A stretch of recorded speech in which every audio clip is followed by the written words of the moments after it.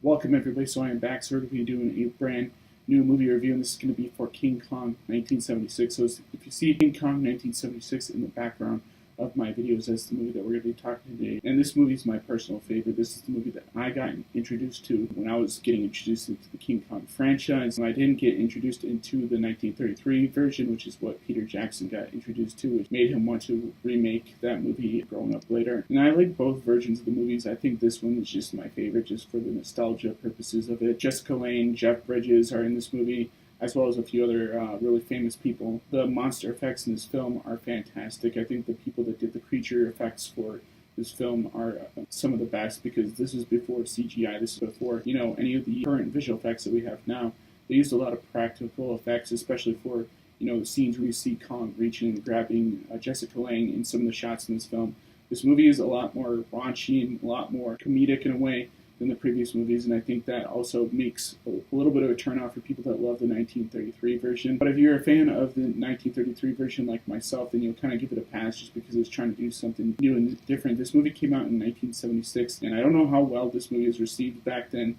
I think this movie now is kind of received fairly poorly, even though it's on a lot. The one thing I do not like about this movie that I will talk about today is the fact that there are not that many dinosaurs in this film. So in the 1933 version, you see a lot more people kind of walking around and experiencing stuff like the Triceratops fight with the T-Rex. You see, a lot more dinosaurs in the 1933 version for that film, and that just adds a little bit more to the fantasy element of this, where you see a group of explorers go to Skull Island and they find, dinosaurs, a giant ape-like creature that is pretty much a god to the villagers on the continent that they're on. They're sacrificing women to this god to kind of appease him and make him happy in order so that he doesn't destroy the village, which you end up seeing later on in this film that they end up doing that. This movie basically is about a group of adventure seekers as well as an oil tycoon that go and try and grab oil that they find on Skull Island in order to bring it back to the States and make a profit out of it.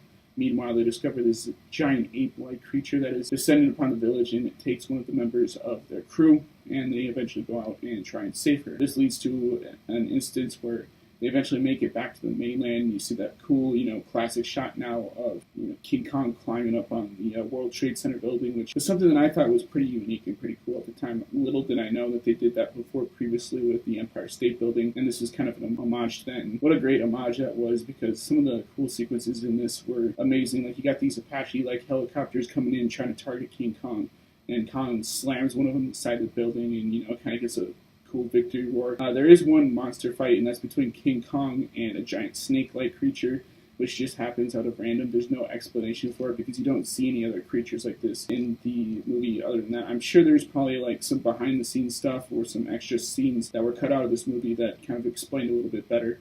But the 1976 version is sort of the raunchy cousin to the original movie, and I really don't mind it. A little bit of raunchy humor and stuff in there is not going to really turn me off to a movie. It's actually going to improve it for me in a way. And that's why this is kind of a guilty pleasure / movie review of mine, just because I have so many fond memories watching this movie as a kid. I know it's not the greatest film ever, but this movie is really great in my opinion. So the things that do bother me before are, like I said before, with the lack of dinosaurs in there. There's some annoying characters in this film that you don't really care for, and when they end up dying, you don't really have any feelings for. And that's okay in a movie, but in a movie like King Kong, you should try and focus on all your attention on making sort of all the characters matter, so that when they die, they have more impact. Like the Peter Jackson movie, his movie has, like, even when you see like a cast member die, you kind of feel for them because you've kind of had sort of an experience with them along this journey, and you kind of go along this kind of like an everyman. It's not always these guys that are out there with the weapons and stuff, and they're expertly trained like Skull Island was.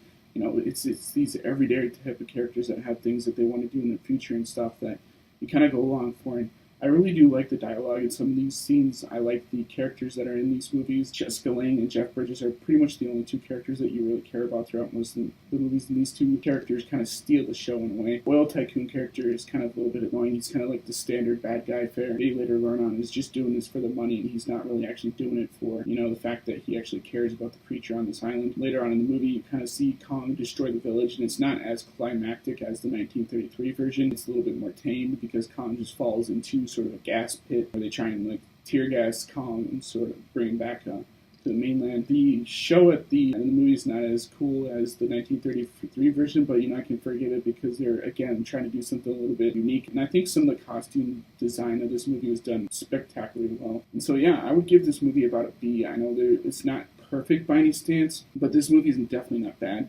The sound for Kong can get kind of annoying at times because it does this weird little screeching that he does within the movie. I like the new modern sound of King Kong in the Peter Jackson movies a little bit better. So, that's my opinion of King Kong 1976. While there's some issues with this movie fundamentally in terms of plot holes and stuff like that, this movie is definitely a good experience. Like, one of the cool scenes that I do also like is the log, thing where you have Kong kind of grabbing on the log and kind of throwing the guys off.